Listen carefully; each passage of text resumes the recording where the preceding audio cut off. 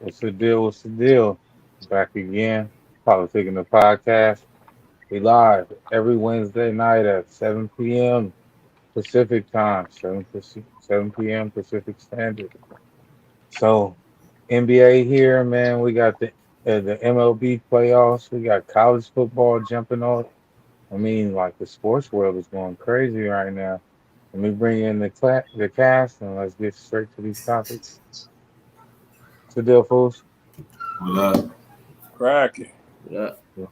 Long day for me, but getting to it, man. So let's get to this first topic, man. We got to get to this Draymond Green and Jordan Poole situation. So I don't know how the team leaked the video, but someone leaked the video. It was a private practice, so that video should never have been leaked. It's word that the guy that sold it to TMZ got a check for 50K. You giving up that video for 50K? That's probably your year's salary. Plus, you probably never get another opportunity in the league. I mean, don't everybody do everything for cash nowadays? But that shit was dumb. Whoever leaked that video.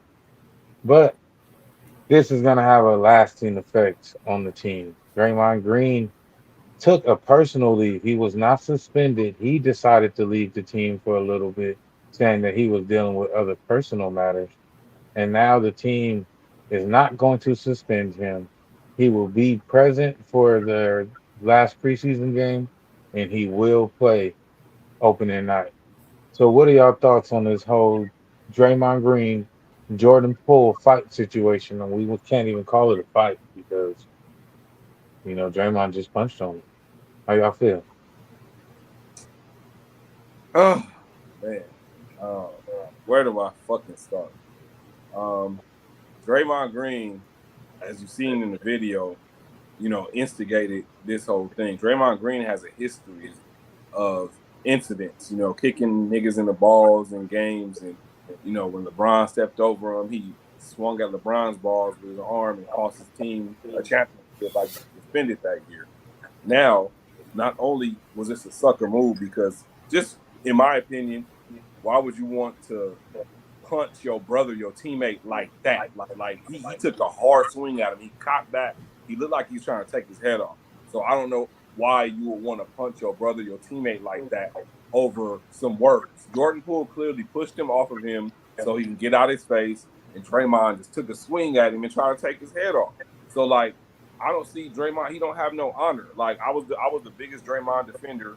He ran Kevin Durant out of town pretty much with his fucking big ass mouth. He cost the team a championship in 2016, and now this year, he lucky that a suspension. I think he should be suspended. I think he needs to be suspended 20 games.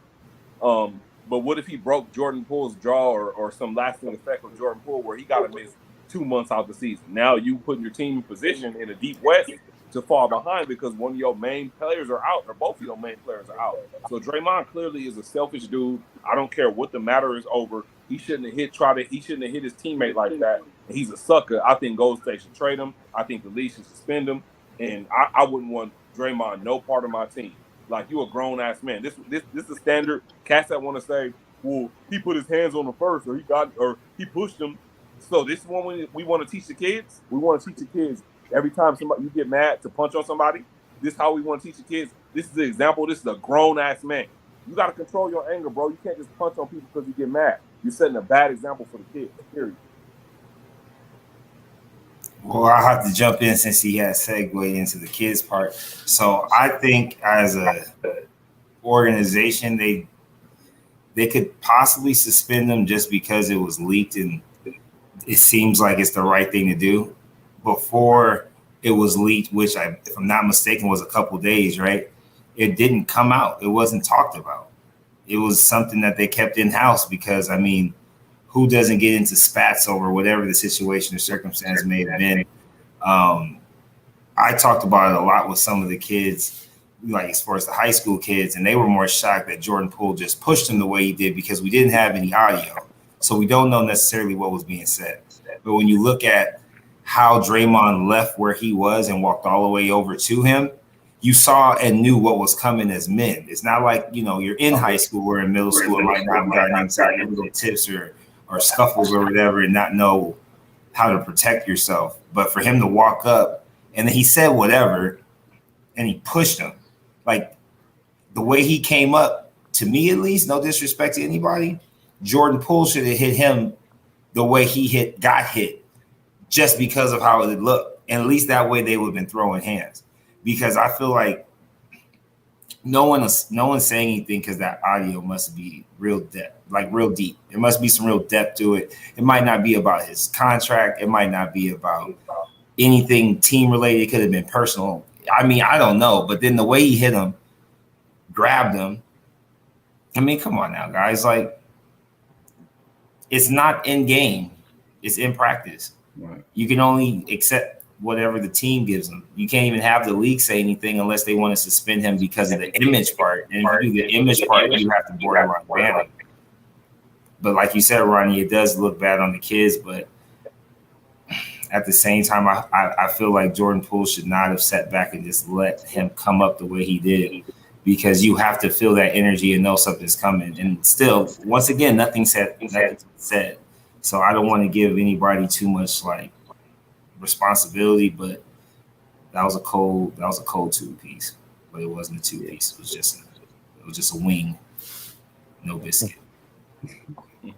Yeah, I think the key thing here is that it was caught on video, right? I mean, I would have to imagine that this happens in the NBA where, you're dealing with 12 different men. Sometimes there's going to be spats, and those just, don't get leaked out. And it really looks bad for Draymond Green, especially because of the video, because this got leaked out. But to Ronnie's point, I mean, he does have a history of acting this way. The Golden State Warriors was not going to suspend him, especially for the first game when I believe that's their ring ceremony night. They're not going to suspend him for that. So, listen, it wasn't during a game. It wasn't on the bench. Again, it was during practice. Supposed to be behind closed doors, but again, because of the video leaked out, here goes the outrage. And again, I'm a firm believer that this is probably this has happened on NBA teams before, and it may happen again. Again, a lot of things happen. A lot of guys, like Draymond Green said, he was dealing with a lot of not mental, but issues, at home, personal issues, which a lot of guys deal with in the NBA. And sometimes you do bring that to work. I mean, regular people do. Those things can happen. Again, that's not to excuse his behavior. He shouldn't have hauled off and punched him like that. I mean, that's it's unexcusable. But at the same time, it happened. It happened in-house. They said they fined him. Draymond Green said he apologized. If Jordan Poole doesn't care for Draymond Green ever again, that's his right to. But they're still going to move on as an organization and still try to win the championship at the end of the day. And that's that. Yeah, it got me feeling all different kind of ways about it. But like how the panel was saying, I mean, it was a closed session, so it does weigh a little different. I mean, but when we think about it, isn't the Golden State Warriors the best team for Draymond to do this at? Like, think about it. He punched Jordan Poole. Jordan Poole is all in shock, right? And then Steve Kerr comes over and goes, hey, guess what? At least you didn't get a black eye. I got a black eye when Michael Jordan punched me in my face. So his coach can sympathize with him on this. But like how we said, it happens behind closed doors. Bobby Portis, he took a man out. So on the other side, for Jordan Poole, like the mayor said, you should have seen it coming from the way the man was walking up. He went to a corner. Very true. Mm-hmm. And then when he went to that corner, you can already tell in his head, he's like, I'm about to just punch this dude. I'm gonna go for it. And the way he was walking up with his feet all swinging out, he looked like he was up to no good. And then, like the mayor said, you should have swung first. from this, going off of our last conversation we had, and wait, side note, I just want to thank the panel because today we ain't talking about the Clippers, so this is great. I love it. Woo, baby, this is awesome. But last week we talked about the deepest team and the teams to beat and everything like that. Golden State now got to trade Draymond. It's. I mean, if I'm at work or one of y'all punch me, it'll be hard to work with you. You know, I don't. Yeah, you can still work with them and everything, but on the other side, Jordan Poole is better than Steve Kerr. So Steve Kerr stayed with the Bulls because he's like, well, where else I'm going to go? I'm going to get these chips. Jordan Poole can go somewhere else. So with that being said, Draymond got to go because they're going to give the contract to Jordan Poole and Andrew Wiggins. I would trade them and at least get something. I feel it. It's like he's like Ron Artest to me. Would you keep your hands down if Ron Artest was coming at you like that? No.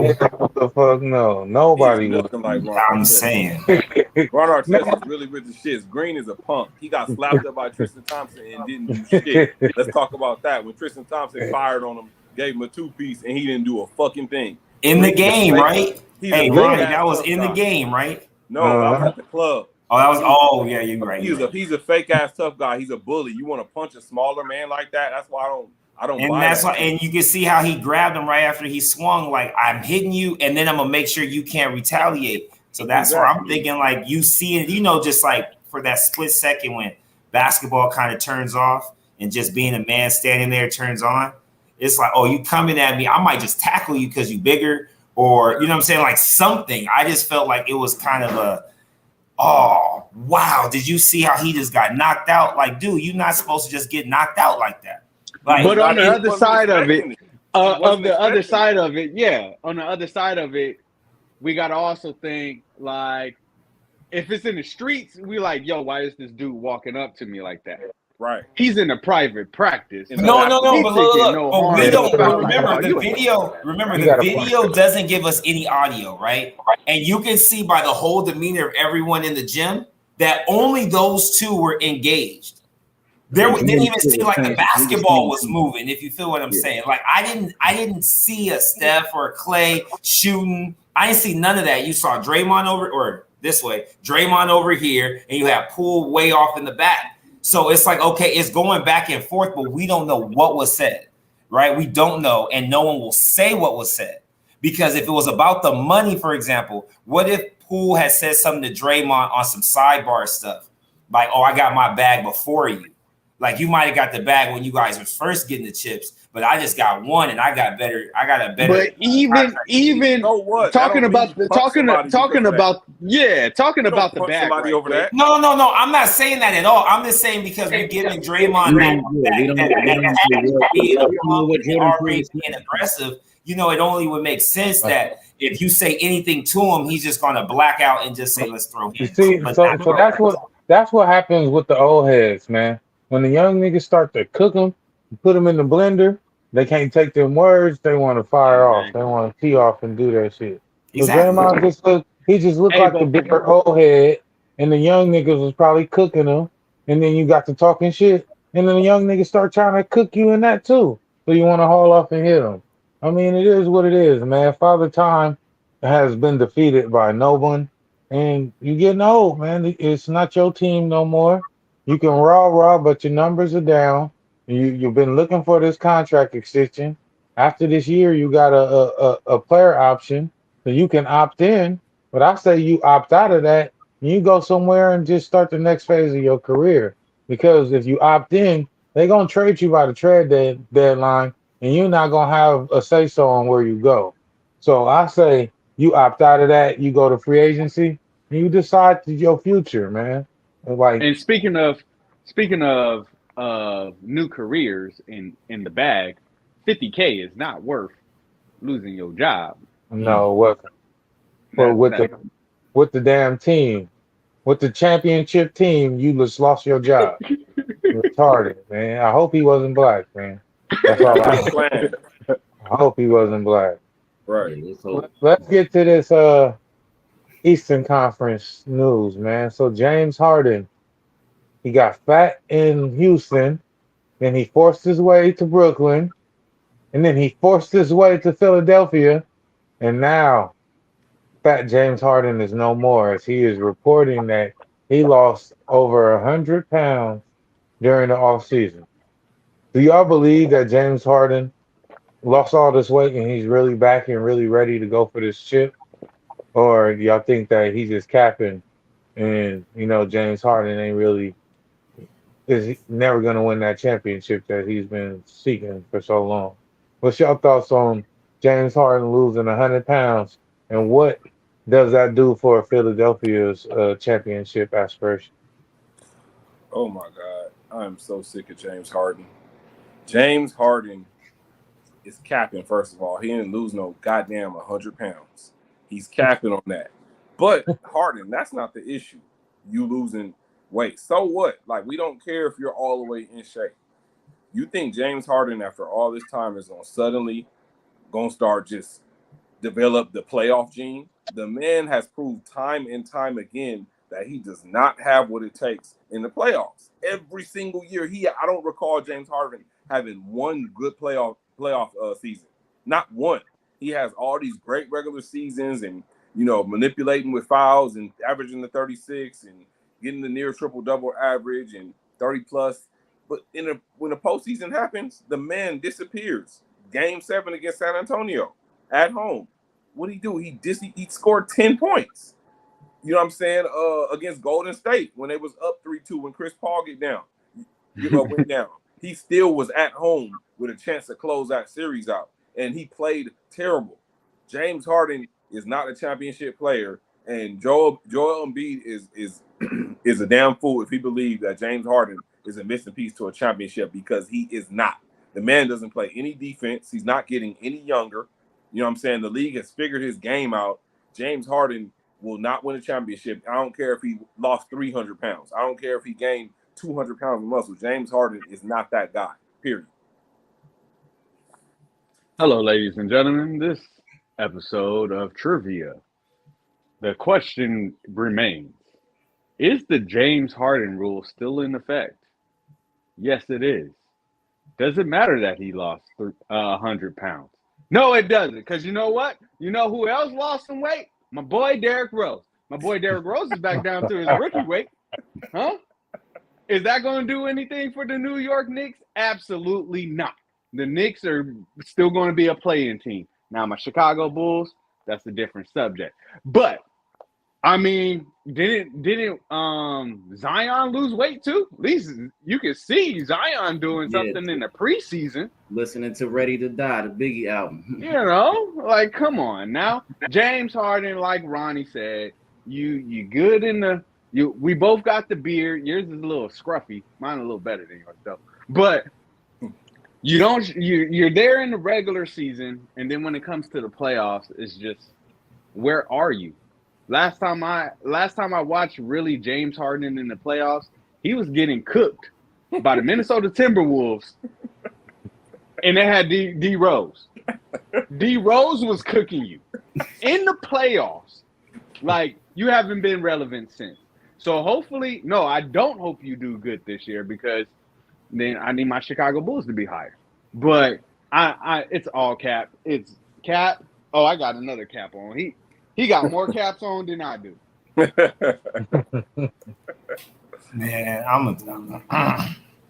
I think if we go off the subject or the topic of the 100 pounds, I think it is going to matter, because he obviously was not playing any way, shape, or form close to his MVP seasons, because he didn't have it in him.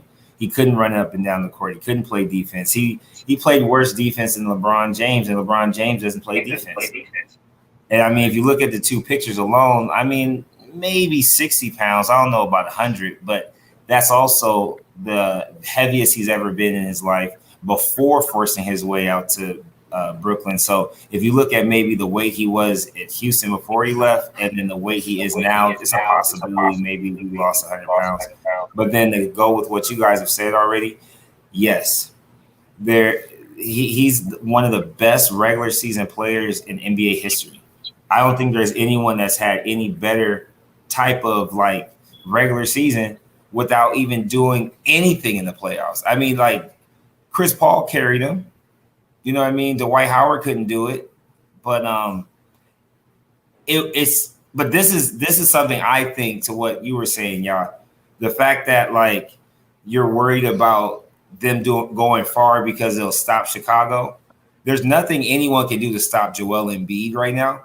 So I think with having James Harden as the one, and he's a little bit more athletic now, maybe he is like a Magic Johnson that can score the ball. And if he's in any way, shape, or form close to that, Philly's something that you got to watch out for. Because Joel Embiid is still the number one option there. He's still the head honcho. So it's like regardless what like James Harden does, it's like they're only going to go as far as he takes them. And then you got PJ Tucker to help down low with the defense as far as James Harden getting broken off at the top. So I can't lie. I kind of respect Philly this year coming out the East. You know, not top 8, but like maybe top 6.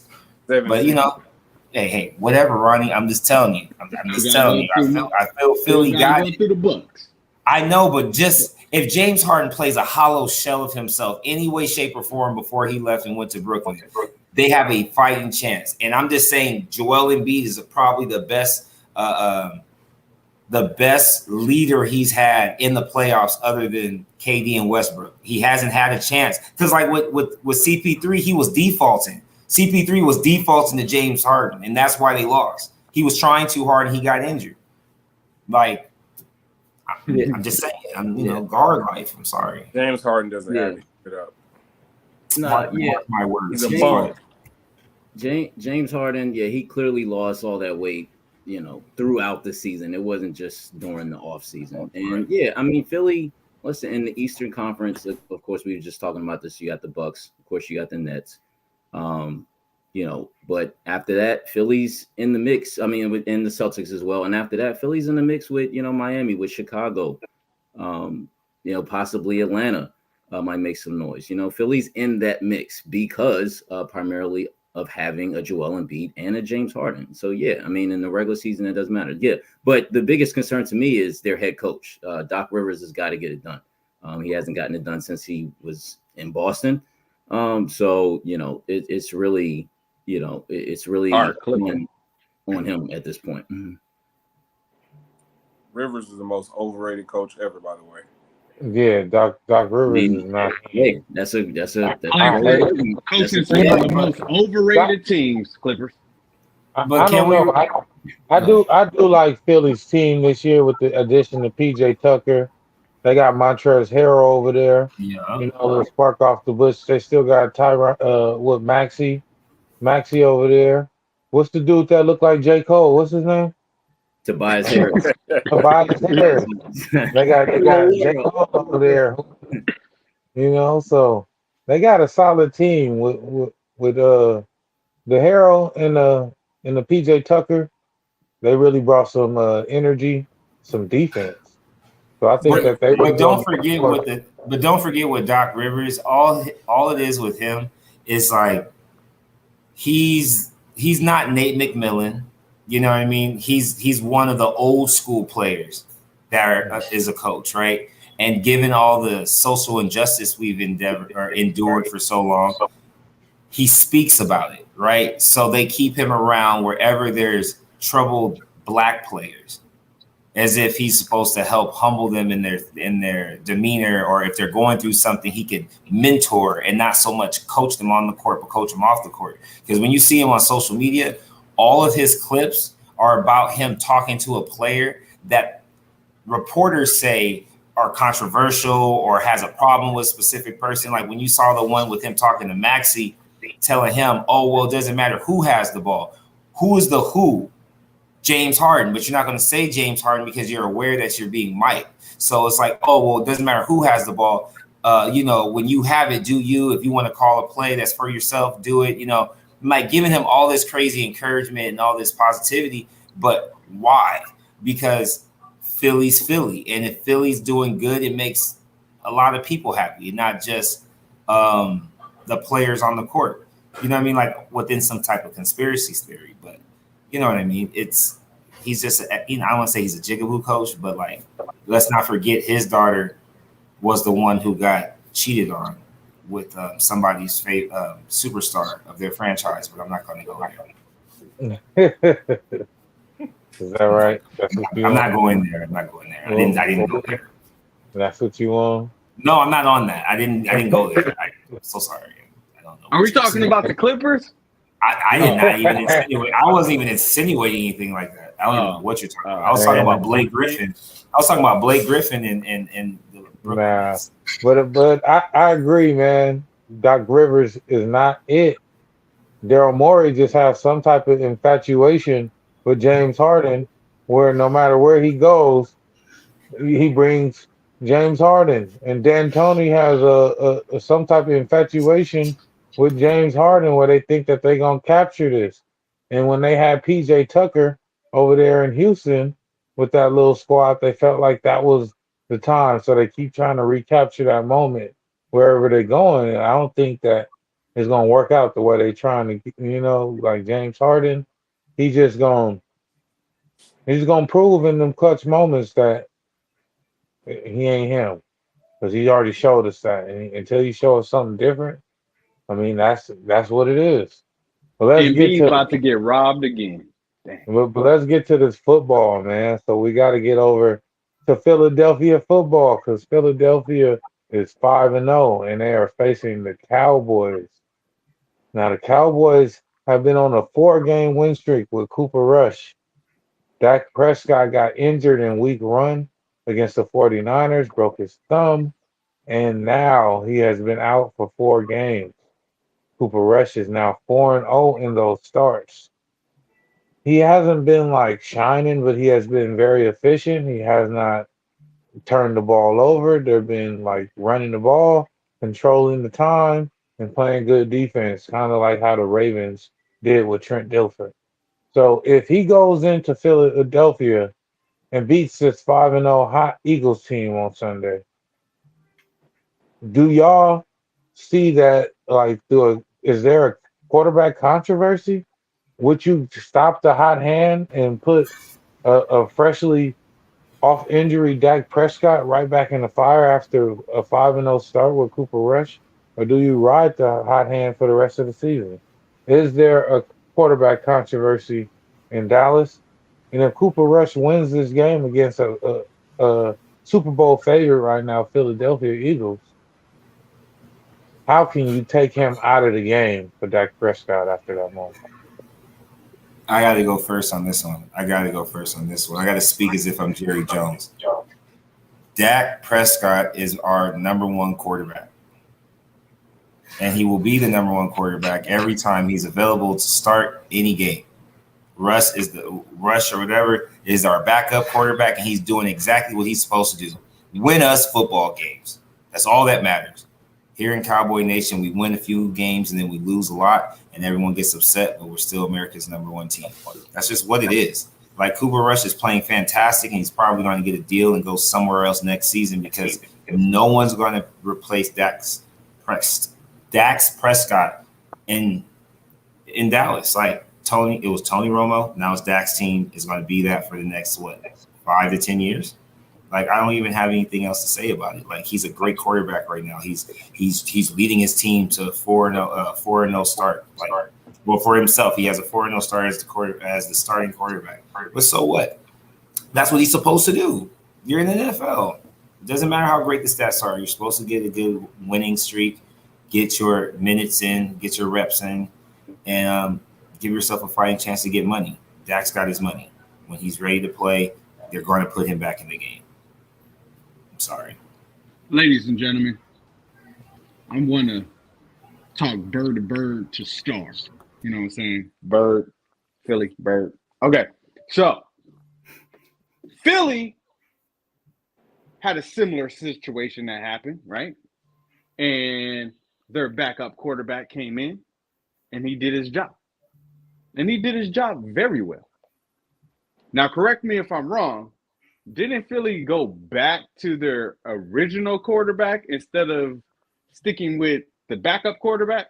You are Something like correct. You are Yep. correct. They got rid of Foles after winning the Super Bowl. Exactly.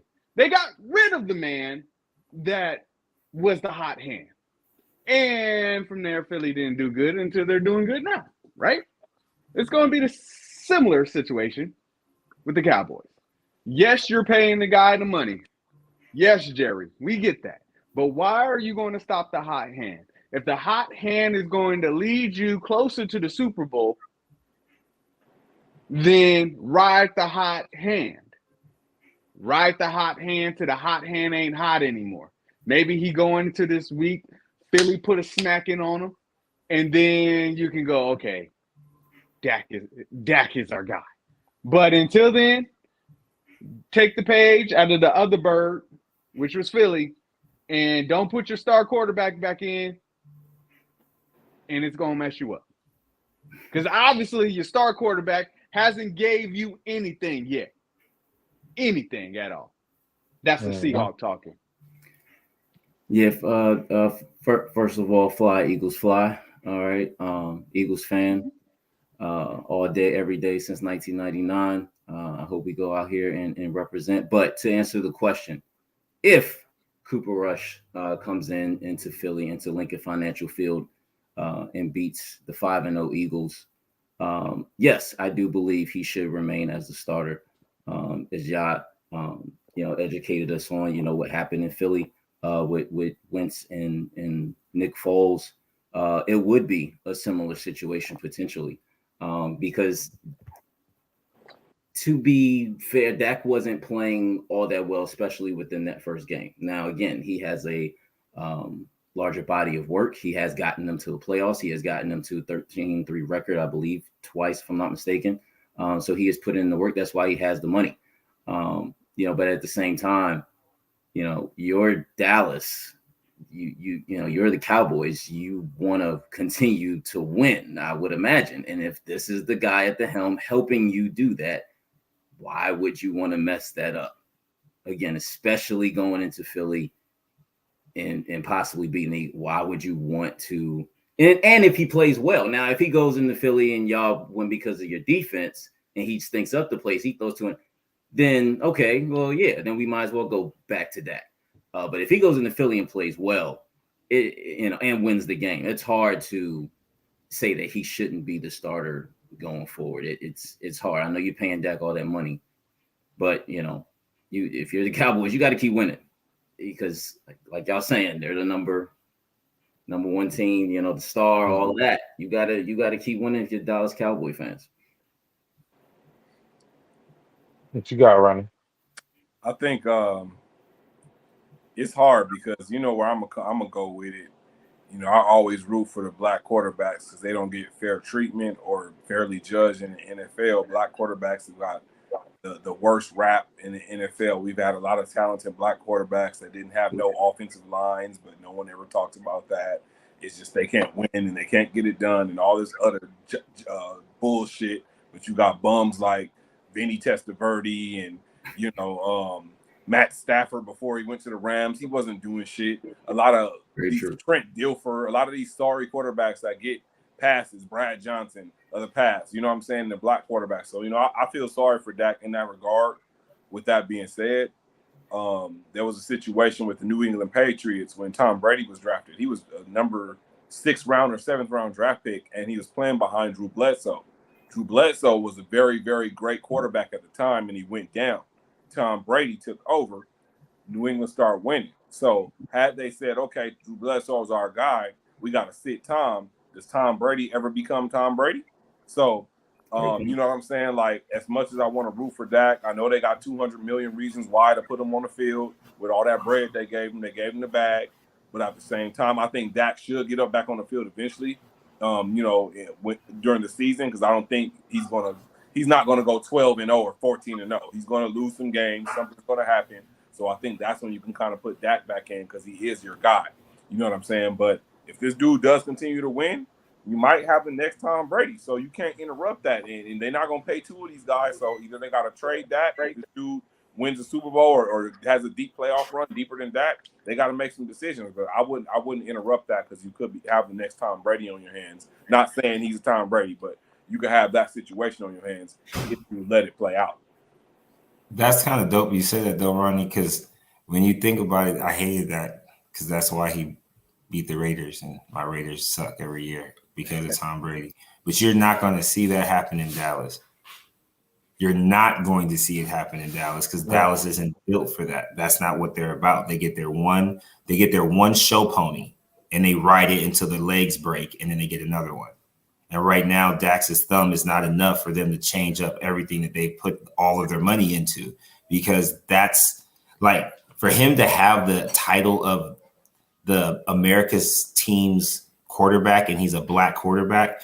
I mean, there's some people, not me personally, but there's some people that say we should be proud that he holds that title as the number one quarterback on that team. And once he's available, he can't play no more because he should be privileged. Like, he should feel how grateful he is to have that opportunity, because not everyone gets that opportunity. Like, it's a whole bunch of hoopla and bullshit. But I mean, think about it though. Like, it's Dallas.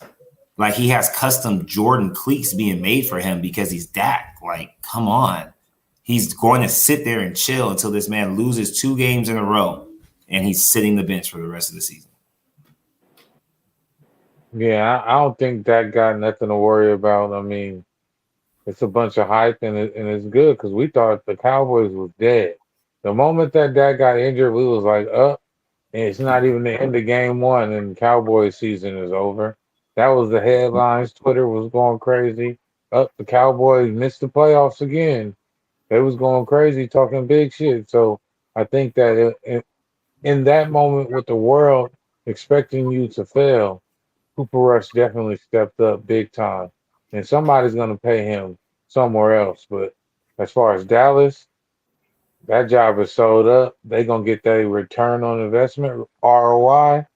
They real big on that ROI. They don't make the most money out of any franchise in the world for no reason. They're going to make sure that they get them jersey sales and them commercials and them appearances. They're going to get their money's worth out of that. And they already know that they're going to make 10 times what they put in. So regardless of if they get a championship or not, Jerry Jones is about making that money, man. So Dak got his money, and now Jerry going to get his, man. And Cooper Rush does not sell jerseys. Cooper Rush does not sell stadium seats. Cooper Rush ain't going to be on no endorsements. And they about making some dollars over there in Dallas. So Jerry Jones going to do what he know how to do. Make his money.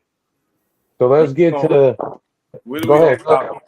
When are we gonna stop calling Dallas America's team? They haven't won a Super Bowl in damn near 30 years. Like, we gotta let that shit go. How are they still America's team? They fucking suck. They're America's team because they're the biggest and most popular franchise in the world. Not just in America, in the world, by far. The Cowboys make the most money. They have the biggest fan base. They are the most popular team in America. And until somebody can make more money and get more popularity than them, they're America's team, and that's just what it is. Whether we like it or not, whether they win a Super Bowl or not, they are America's team, and Jerry Jones is gonna make his dollars. So let's get to the Kanye West news, man. So Kanye is back at it again. He came out with a White Lives Matter t-shirt, and this sent the whole world in an uproar. And right after he came out, he went on the press tour, and he did 5, 6 different podcasts explaining why he put these Black Lives Matter shirts on. Now, I don't want to speak for Kanye, so I advise anybody watching to go watch Kanye's interviews for yourself and make your own, stance on what he got to say. But how do y'all feel about Kanye West? And that was Candace Owens right next to him, sporting the White Lives Matter t-shirt. What are your thoughts on this Kanye West, latest statement? And is it going to be the same shit? Kanye crazy, Kanye crazy. We say this every time. But yet he's still here and doing the same shit over and over. What's your thoughts on Kanye? I'll go first. Okay. I was about to say, man, don't let me go because I'll go. I'll go first. So I just want to be clear. Well, I don't pay attention to Kanye, so I don't even know what he said. So I just want to go off of, are we talking about his shirt or what he was saying? The shirt itself. Okay, we're going off the shirt itself. So I'm always about same energy. Keep the same energy. Now, this is why I come on this panel and everything. So before y'all bite my head off and everything, why, if it's not cool, okay, let's say it wasn't Kanye. If it's not cool for somebody to wear a White Lives Matter shirt, why is it cool for us to wear a Black Lives Matter shirt if you're taking it in the same contents? I'm not saying that white people are on, I know they haven't been through the same crap that we have been through. I'm not adding all that. I'm just going off of a shirt. If we can wear a Black Lives Matter shirt, can a white person wear a White Lives Matter shirt? Can a Asian person, I think they had like Asian Lives Matter. So No. if we go, hey, that's racist, right? If we go, hey, that's racist, can't the other side go, hey, you wearing your shirt is racist to us, right? If we keep in the same. Now, Kanye West wearing that shirt, it's a little different because, sir, we share the same pigment, and that's why I don't really have much to say about. I don't know what he was saying in this interview that made him wear the shirt that had him come out with the context that he came out with. But if I'm going off of a shirt that just says White Lives Matter, and if I'm getting pissed off because you wearing a White Lives Matter, but I'm wearing a Black Lives Matter, or I'm wearing a Brown Lives Matter, it's a different ball game. Ronnie, educate me, baby. So hey, wait. Before you educate me, Ronnie, I said educate. I stated. I got you. I just want to let you know Kanye reasoning for putting White Lives Matter on the shirt, he said, is because he is stating the obvious. Everyone knows White Lives Matter.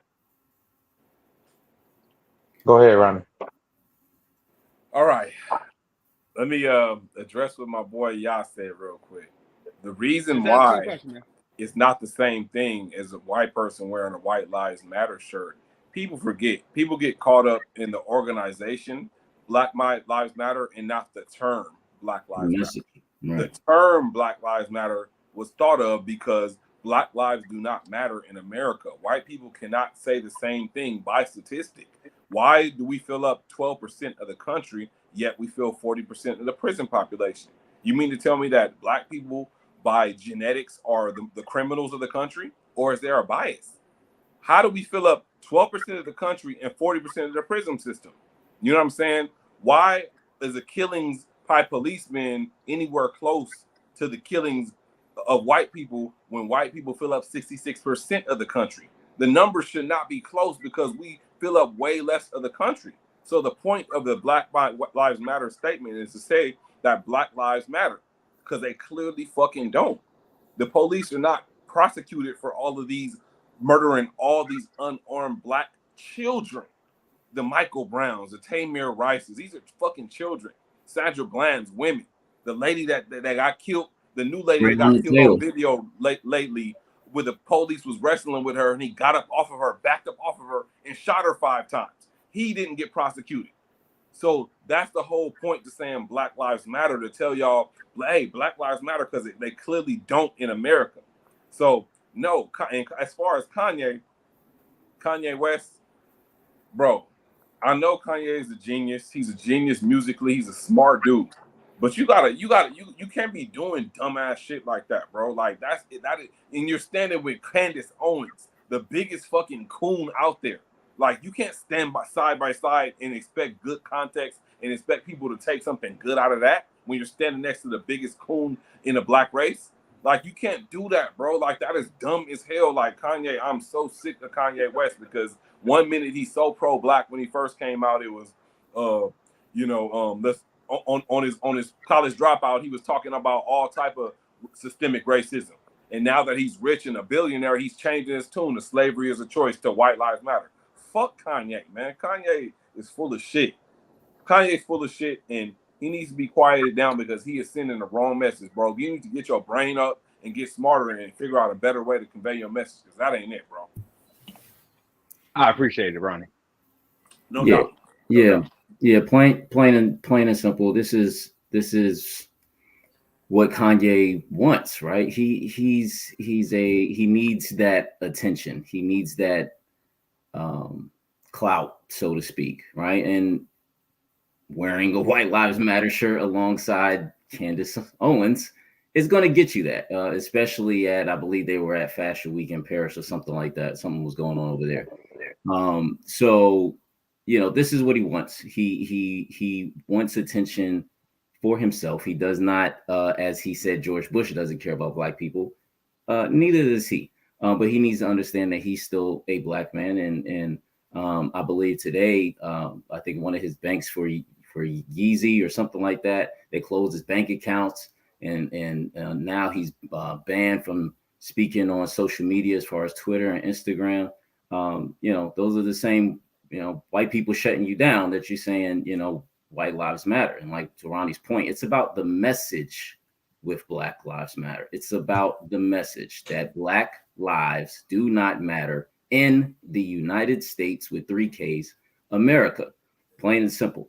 And for him to wear that shirt, white people look at that and go, oh, Kanye, he's speaking for them, right? A lot of white people I know and heard personally think that Candace Owens is a spokesperson for black people. This is what they think, and this is how they feel. And Kanye West falls in line right with that. They're going to think, oh, well, that's how black people must realize that our white lives do matter as well as theirs, I guess, right? But again, he loves the attention. I don't know. I guess he might be having a new album coming out or dropping a new shoe or something like that. But, again, we don't know what he's potentially going through mentally. That's always been brought up. But like Ronnie said, fuck that. The bottom line is, he should understand the climate. He should understand the culture. He should know better, but we're feeding him the attention that he so desperately needs at this point in his life, not just as far as his career, because his career, he's been the successful genius as far as, being a musician and being an artist. For whatever is going on in his life right now, he seeks and yearns for that attention. It's sad. It's sad.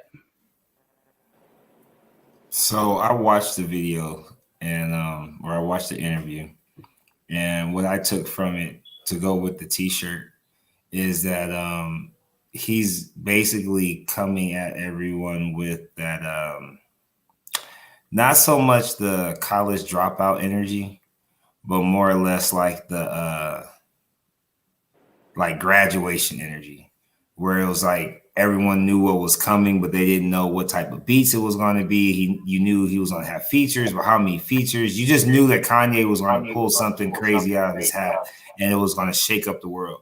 And so that interview opened up and showed how much he was like feeling attacked about all the different things about being a father and not having his voice being heard. Talked about his marriage. He talked about all these different things, like as if he was having like a therapy session, and he's just releasing all these emotions and feelings that he was keeping up to himself, like as if he didn't go live ever, or he didn't talk about it on social media. And then for me, just to look at the shirt, I laughed because he's never.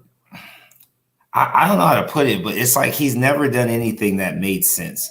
Like when you look at album covers, when you look at some of the art inside the album covers, everything is left. Everything is left. Everything is, what are you thinking?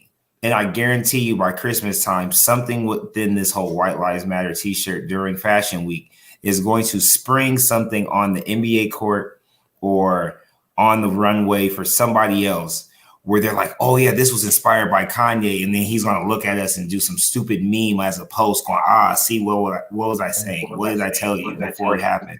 Because if this isn't like cooning to a certain extent, I don't know what else is. You know what I mean? Like this is the definition of it, if I'm not mistaken. Like we're still in the worst of times and you're just going to deface us completely.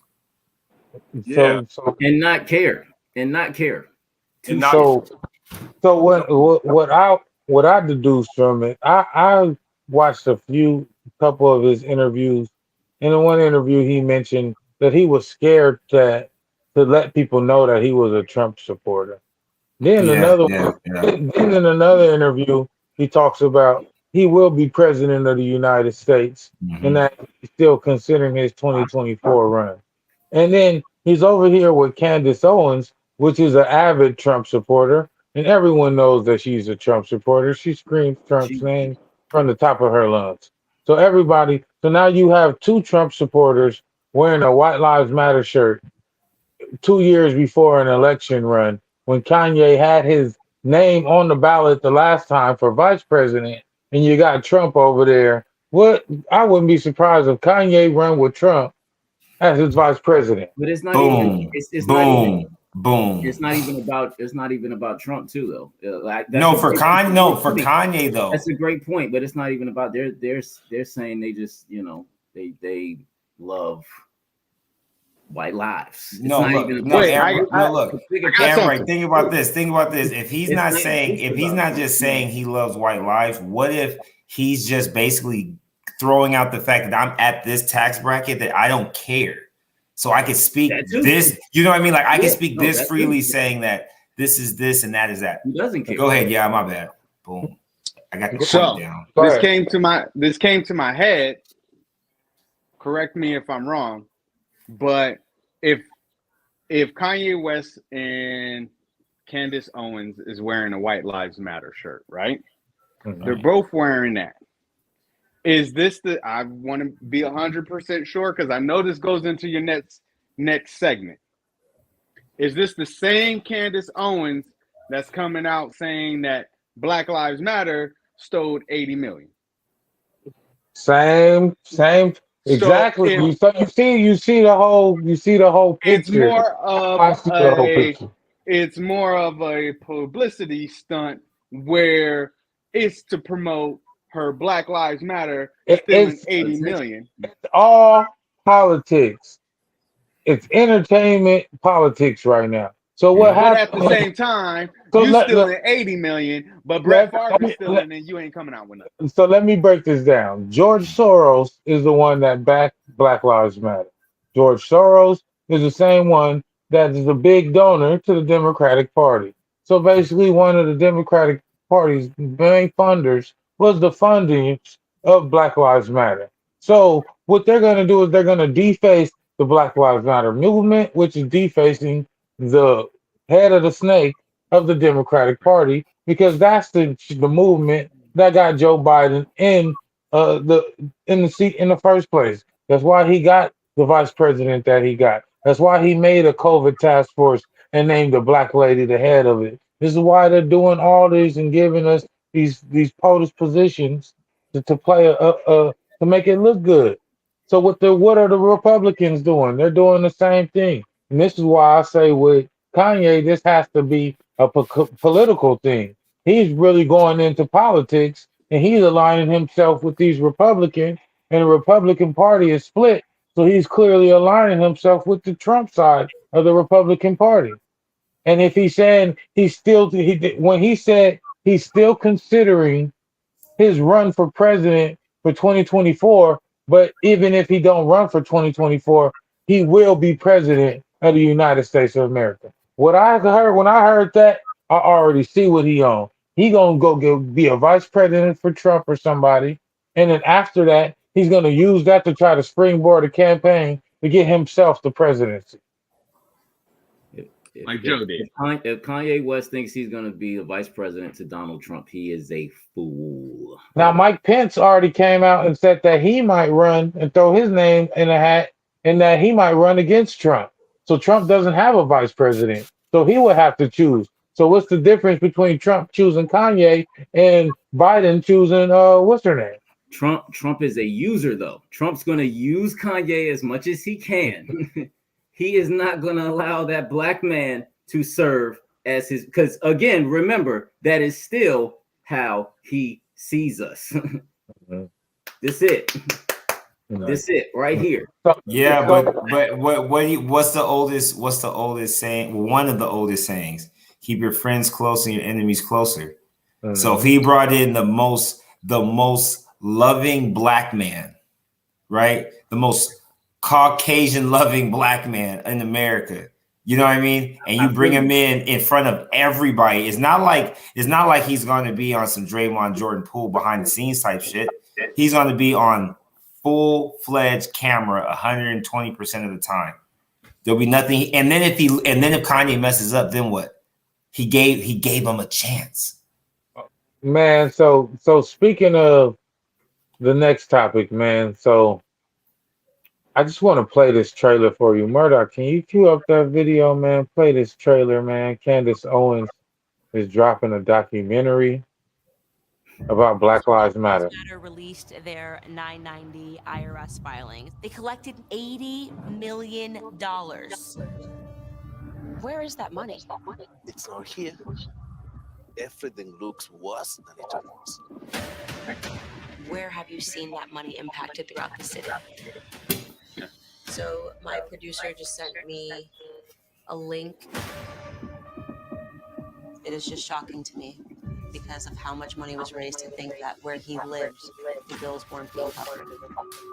Super frustrating, but that's a dead end. So, and here's where it gets really interesting. Ready for some BLM pride? Another $200K went to escorts, BDSM workers, strippers, peep show workers, phone sex operators, and webcam performers. And then at that moment, it became personal. And I thought, not only am I going to say the truth, I am going to scream the truth louder than you can scream the lies.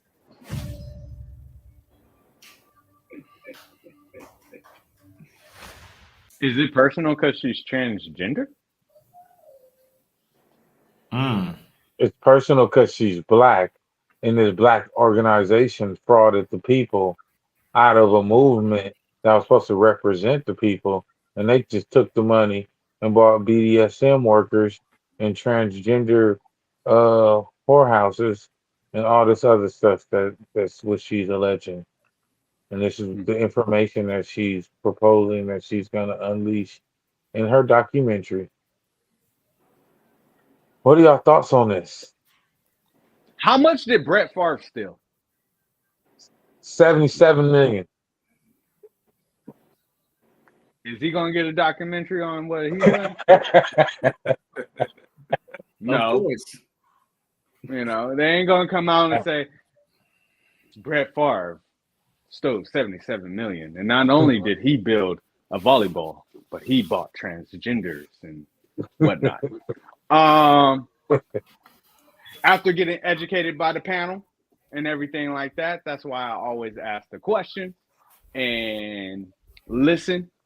It just sounds like it was all just a big publicity stunt, you know, to promote her little Netflix or whatever this is going to be. And now on the other side, if the organization, isn't the organization ran by a white person? No. Okay, cool. So if the organization did not do what they were supposed to do with the money, shame on the organization. But you know, it's all a publicity stunt. That's what I'm getting off of this. I don't know much about it, but off of what we talking about and you coming out with your shirt And then all of a sudden after your shirt, you coming out with some kind of movie that's filmed by you. It's all to promote what you doing, to try to slander your own people. But because I don't know much about her anyway, because I don't pay attention to her. But if you already slandering the black name, this is your Super Bowl right here for you. That's all I got to Yeah. Candace Owens. Oh my God, where do I start? So, 2 points. If what she is alleging is true, that's being done with the money, that's very unfortunate. You know what I'm saying? You would hope that people would get this bread and do the right thing with it. At the same time, my problem with Candace Owens is it seems like she goes out of her way to highlight, the bad side, per se, of black people, or try to make black people look bad. Bitch, do you ever consider talking about the Red Cross and what they do with the money, and with FEMA and all these white organizations that come to the rescue with these natural disasters and what they do with the money? Do you question all that? Do you question the government? Do you question anything that's white owned and what they do with the money? Because you can't believe that they always doing the right thing with the money. Stop the bullshit. Like, come on, like, why do you as a black woman want to go out of your way to highlight something that a black organization allegedly did wrong, when there's so much that this country's leaders have done, the white country's leaders have done, that you can highlight and make a documentary about? Can you talk about some of these rich black neighborhoods who had everything stripped, these thriving black-owned neighborhoods? There was more than just Black Wall Street. There was about 20 Black Wall Streets across the nation. Can you talk about one of those stories that got burned down by its own people, by the white government? Why don't you highlight some of that shit to America? Why do you want to sit up here and try to put black people on blast? I don't understand that as a black woman. How could you want to do something like that? Why don't you go talk about some of that shit that had a bigger impact on America than this 80 million from this Black Lives Matter movement? Why don't you talk about the reparations that black people were never paid? Why don't you talk about real issues? Like, I don't understand black people that got to stop. A lot of these black people that do this, they personalize shit. Like when Lil Wayne got on here and said, "Oh, well, my experience with the police was good." It's not about you, bro. It's about the mass of black people. Your experience, maybe the police might have been well, but that does not represent the mass of us who are being brutalized by the police and facing racial or systemic racism. So stop personalizing it, Candace Owens, and realize what the mass is going, what's happening to the mass of black people in America. I can't stand that lady, man. Yeah. The bottom line is, to your point, Ronnie, she doesn't, for whatever reason, think or know or seem to know that she is black. So this isn't for black people. This is for white people, right? She is the puppet, she, of course, in this case, she loves her massa. So, this is for them. This is not for us. Okay. The bottom line is, just like Kanye West, this is an attention grab. And it sucks that, we give her attention. But at the same time, listen, the greatest lie ever sold, like, again, to Ronnie's point, you talk about, Black Wall Street. Again, there was Rosewood, there was Durham, there was Atlanta. How about all the towns that were flooded? There's lake this and lake that. Underneath those lakes are black towns that were thriving during that time. Why can't we make a story about Senegal or Seneca Village in Central Park in New York? There's a whole bunch of, and that's just from that time. I mean, there's a whole bunch of other different stories that our black people can put out there. But here's the key. Again, our black people, we will tell those stories, right? I hope that as a writer and as a filmmaker, I am able to eventually tell one of those stories. She does not, for whatever reason, think she's black. She is like the Dave Chappelle skit where he was blind and thought, that he was white, and the white man trying to kept telling them, no, you're black. No, I'm not part of any niggerism. That is her, right?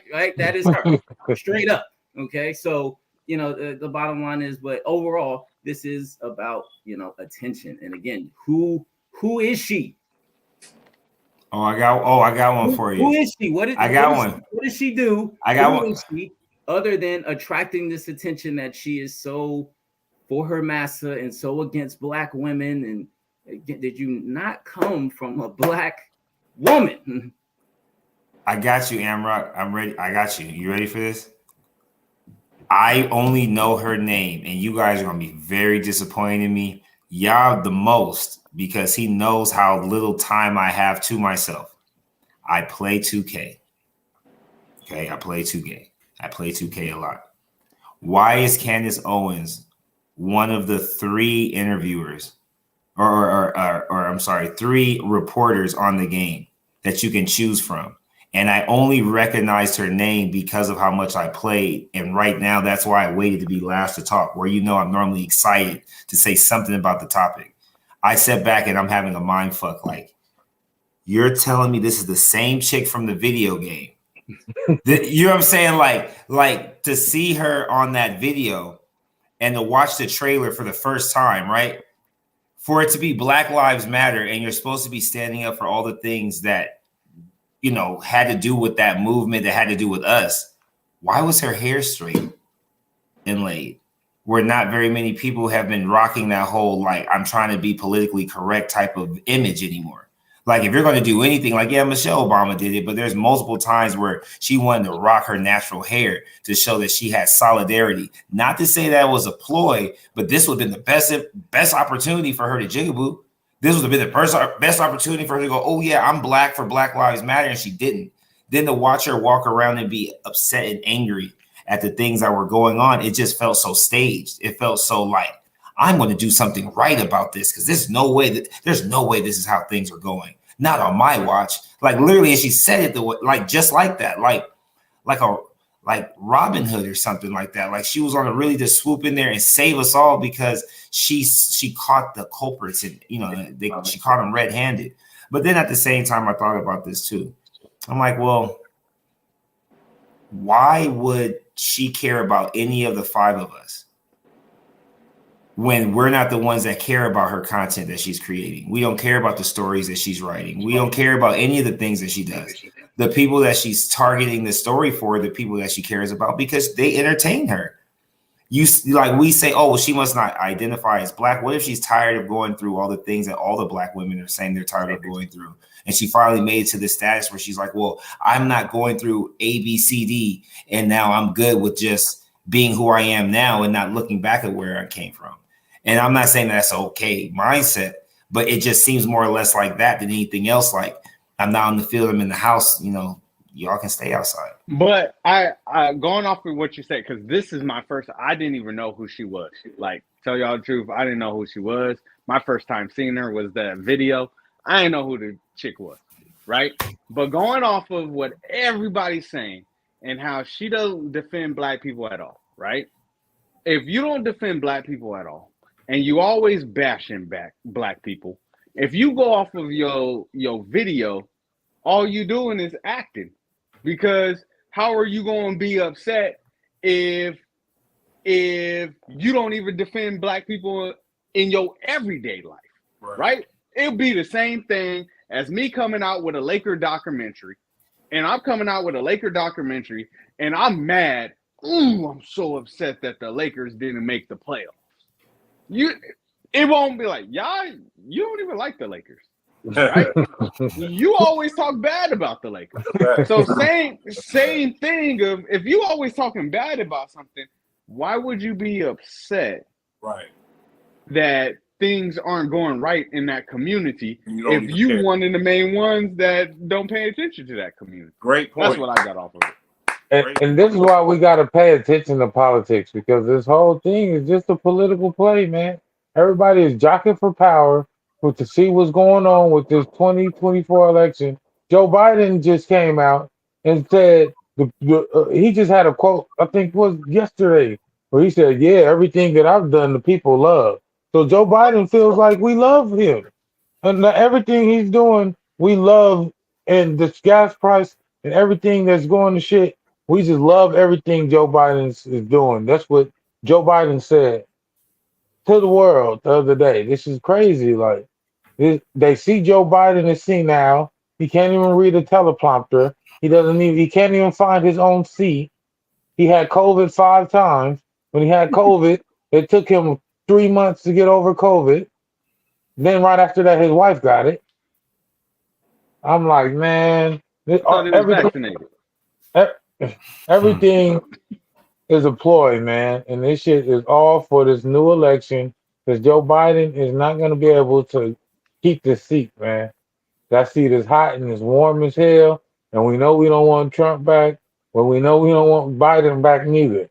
So as a country, we are in agreement that some shit got to change, and neither one of these motherfuckers is the answer. So let's get some shout outs before we get up out of here. Facts. Yo, shout out to everybody that continue to watch and listen to PolitiKan the Podcast and, grow with us throughout the years, the last couple of years since we've been hitting this hard. You know what I'm saying? Shout out to the personal brands, my boy Am Rock, the mayor, Yaja Kedit, and Mr. PolitiKan himself, Dan Sinatra, my partner. Shout out to everybody that's fucking with us and continue to rock with us. Let's take the rest of this year and ride this wave of momentum. Shout out to everybody up here. Shout out to Yaja Kedit and his wife Jess for driving down and supporting my Mental Health Awareness Day. This past Saturday, we had roughly about 100 people. Chick-fil-A came out, gave out some free food and stuff. And I don't know. I want to shout out everybody in my house right now because they always get a hard time on Wednesdays because I'm very serious about my podcasting with the PolitiKan. So my wife and my daughters, I appreciate y'all for letting dad be dad and do me. That's what's up, man. Hey, shout out to all you guys. Definitely always appreciate the time with you brothers.